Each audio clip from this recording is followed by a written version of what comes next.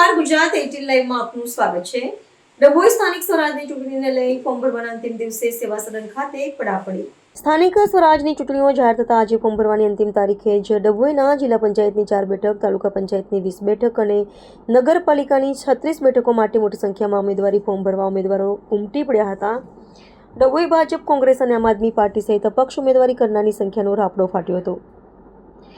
વહેલી સવારથી જ ડભોઈ સેવા સદન અને તાલુકા પંચાયત મોટી સંખ્યામાં ઉમેદવારો ઉમટી પડ્યા હતા। આગામી તારીખ 26 માર્ચના રોજ મતદાન થશે। નગરપાલિકાના 48 બૂથ ઉપર 41,725 મતદારો અને તાલુકા પંચાયત અને જિલ્લા પંચાયતની 4 બેઠકો માટે 94,363 મતદારો મતદાન કરશે। સ્થાનિક સ્વરાજની ચૂંટણી જાહેર થતાની સાથે જ ડભોઈ પંથકની ચૂંટણીનો રંગ લાગ્યો છે।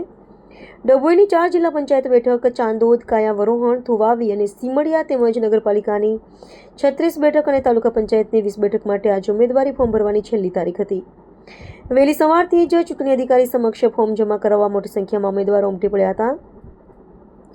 ભાજપ દ્વારા ગતરોજ ટિકિટ જાહેર કરાઈ છે, જ્યારે કોંગ્રેસ પક્ષે હજી ટિકિટ જાહેર કરી નથી, પરંતુ ઉમેદવારોની સૂચના આપી દેતા તેઓ પણ મોટી સંખ્યામાં ઉમેદવારી નોંધાવવા પહોંચ્યા હતા।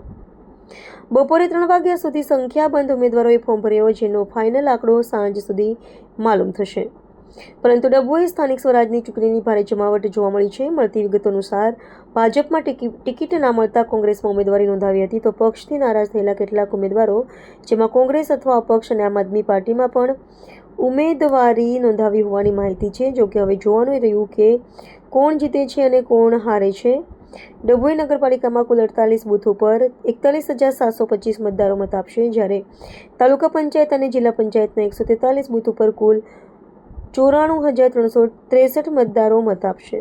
સ્થાનિક સ્વરાજ્યની ચૂંટણીનો આજે ફોર્મ ભરવાનો છેલ્લો દિવસ ત્યારે અમારા ભારતીય જનતા પાર્ટીના ઉમેદવારો નગરપાલિકા, તાલુકા પંચાયત અને જિલ્લા પંચાયતના ફોર્મ ભરવા માટે ખૂબ મોટી સંખ્યામાં સમર્થકો સાથે આવી રહ્યા છે।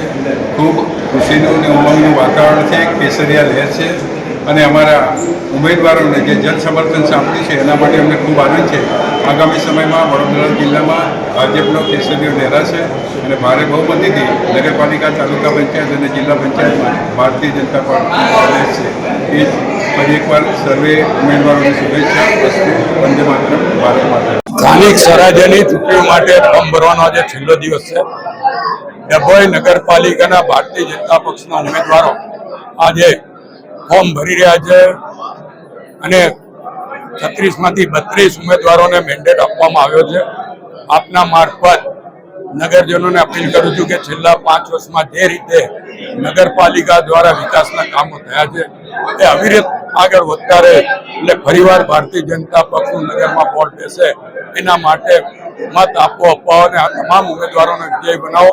અને અમને ખાતરી છે કે ઓછામાં ઓછી 30 સીટ ભારતીય જનતા પક્ષ આ વખતે જીતવાનો છે અને બહુમતી બોર્ડ બનાવવાનો। કોંગ્રેસ દ્વારા આજે મેન્ડેટ આપવામાં આવ્યું છે। જિલ્લા પંચાયતની 4 બેઠક અને તાલુકા પંચાયતની 20 બેઠકો ઉપર કયા ઉમેદવારો ઉભા છે?